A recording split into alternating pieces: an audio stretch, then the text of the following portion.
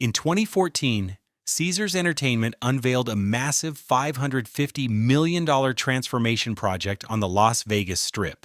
The LINQ Promenade, a sprawling outdoor entertainment district featuring the world's tallest Ferris wheel, dozens of restaurants and bars, and a completely reimagined hotel. It was supposed to revolutionize the center of the Strip, create a vibrant pedestrian experience that would draw crowds and transform the area. But here's what actually happened. Almost all of that $550 million went to the promenade and the high roller wheel. The hotel itself? It got a $223 million renovation. Not bad, but nowhere near what it needed. Today, the LINQ Hotel sits awkwardly between Flamingo and Harrah's, with basic rooms, constant complaints about maintenance, and an identity crisis. This is the story of how Caesars spent a fortune to build a shopping mall and forgot about the hotel. Let's start with what the LINQ used to be, the Imperial Palace. Built in stages starting from the tiny Flamingo Capri Motel in 1959, the Imperial Palace became a sprawling Asian-themed casino hotel with over 2,600 rooms. By the 2000s, the Imperial Palace was infamous. It was old, dated, and had a controversial reputation. Some of the oldest rooms dated back to the original Flamingo Capri from 1959, and guests complained they could tell. The property was famous for a few things: its auto collections museum with classic cars, the long-running Legends and Concert tribute show, and being one of the cheapest places to stay on the Strip. But cheap didn't mean good. When Harrah's Entertainment, now Caesars, bought the Imperial Palace in 2005 for $370 million, they initially planned to demolish it entirely and build something new. But then, 2008 happened. The financial crisis killed Caesars' grand plans.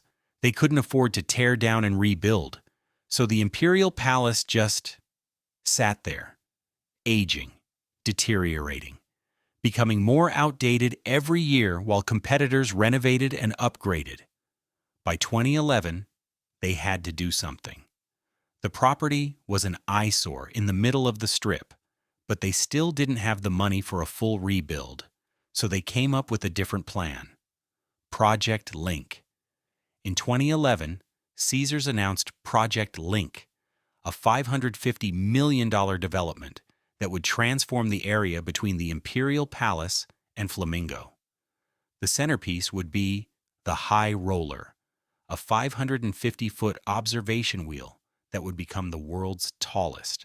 But the real innovation was the LINQ Promenade, a 300,000-square-foot open-air pedestrian district with restaurants, bars, shops, and entertainment.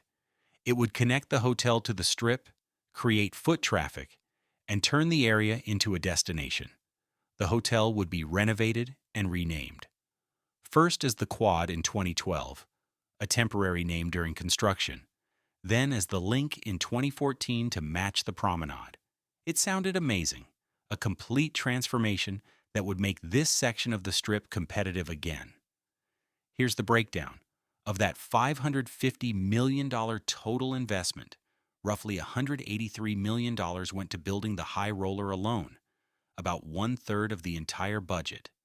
The rest went to constructing the LINQ Promenade, demolishing 90 old motel rooms to make space, and creating the retail and restaurant infrastructure. The hotel renovation? A separate $223 million project. That's not pocket change, but when you're renovating 2,200 rooms, that works out to less than $100,000 per room. For comparison, luxury renovations on the Strip typically cost $150,000 to $300,000 plus per room. The LINQ got a budget makeover. The priorities were clear: build a spectacular promenade and observation wheel that would draw crowds. The hotel was secondary. The High Roller opened on March 31st, 2014, and it was immediately iconic. At 550 feet tall, it became the world's tallest observation wheel, until Dubai's Ain Dubai opened in 2021. The 28 air-conditioned cabins, the 30-minute rotation, the spectacular views, it delivered on the promise. The LINQ Promenade also succeeded. Brooklyn Bowl became a popular music venue.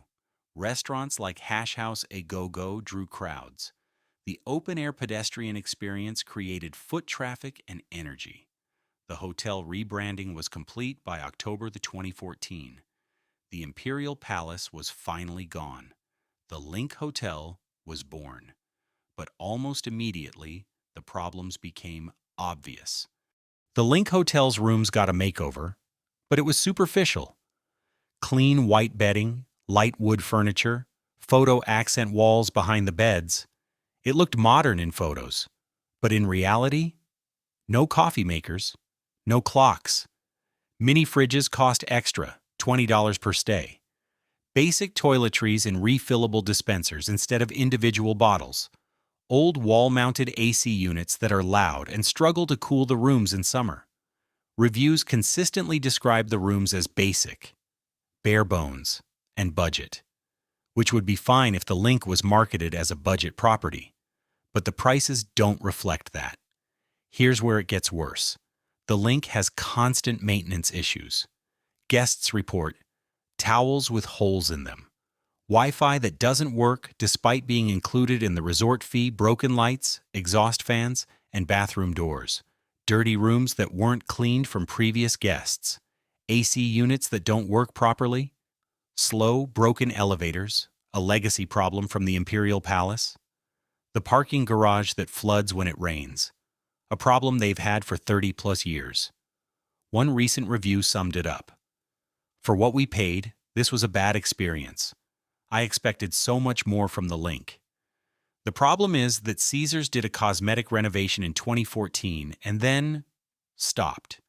They haven't invested in ongoing maintenance. The rooms are aging badly because there's been minimal upkeep for a decade. The LINQ doesn't know what it wants to be. Is it a budget property? The prices say no, but the amenities say yes. Is it a millennial party destination? The marketing says yes, but families book it expecting family-friendly accommodations and find a 21-plus pool. Meanwhile, the hotel itself feels like an afterthought. When people say, "I'm going to the LINQ," they usually mean the promenade or the high roller, not the hotel. The hotel is just where you sleep if you can't afford the Cosmopolitan or don't want to walk as far as Harrah's.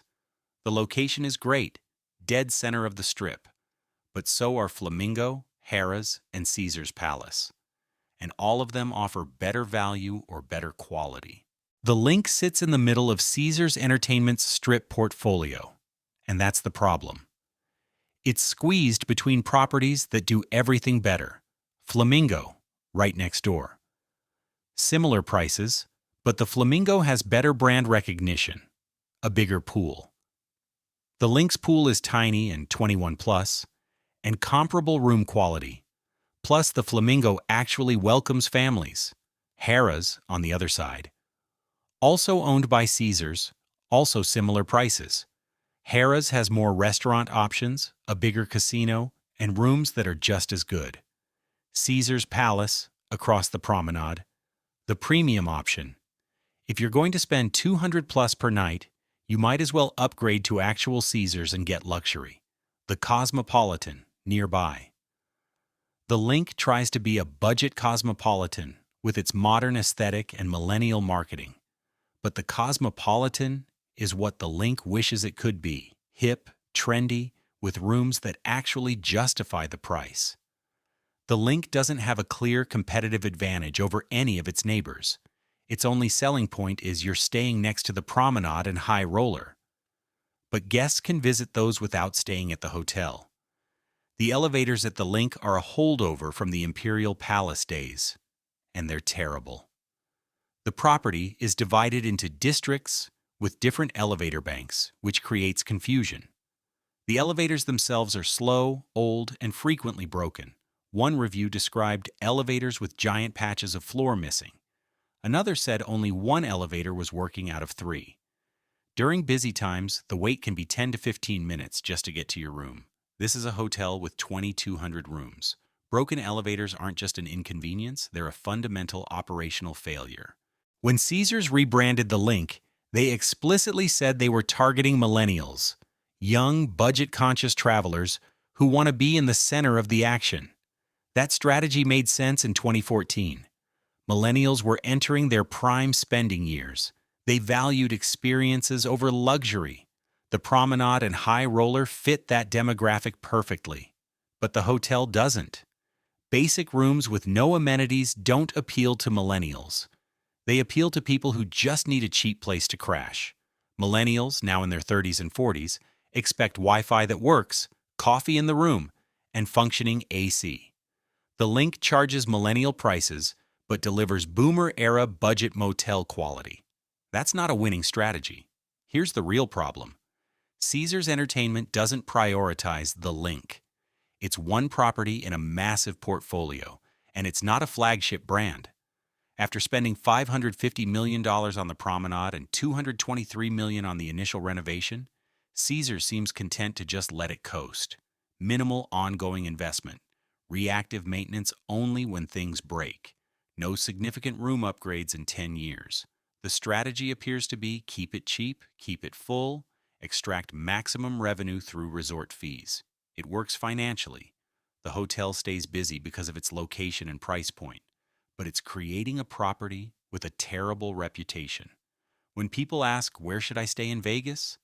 The LINQ is rarely the answer. What guests actually get? Let's be honest about what you're getting if you book the LINQ today. The good, prime location in the center of the Strip, direct access to LINQ Promenade rooms are usually clean when housekeeping shows up. Prices are often cheaper than neighbors. The bad, basic, stripped-down room amenities, loud AC units, no coffee maker, no clock, fridge costs, extra small rooms, small bathrooms, slow, broken elevators, tiny, crowded, 21+ only pool, constant maintenance issues, $43 plus mandatory resort fee for minimal benefit. The LINQ consistently gets mixed to negative reviews.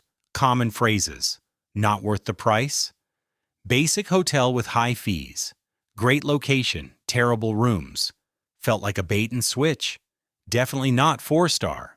Some people have great experiences, usually because they got a cheap rate and had low expectations.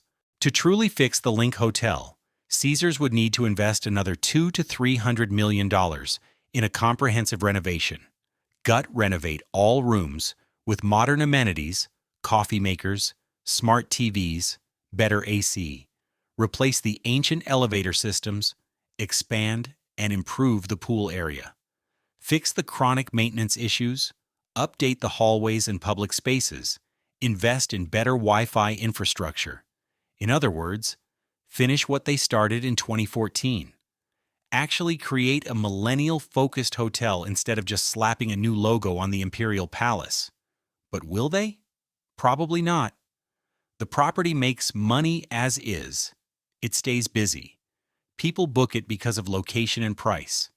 From a purely financial standpoint, there's no incentive to invest more. The investment in the LINQ didn't fail completely. The Promenade and Wheel succeeded. But as a hotel project, it absolutely failed. They spent a fortune transforming the area around the hotel while barely improving the hotel itself. That's the fundamental problem. The LINQ is a successful entertainment district attached to a mediocre hotel, and Caesars seems perfectly fine with that. Have you stayed at the LINQ? Was your experience better or worse than what I described? Let me know in the comments. Make sure to subscribe, hit that notification bell, and I'll see you in the next video.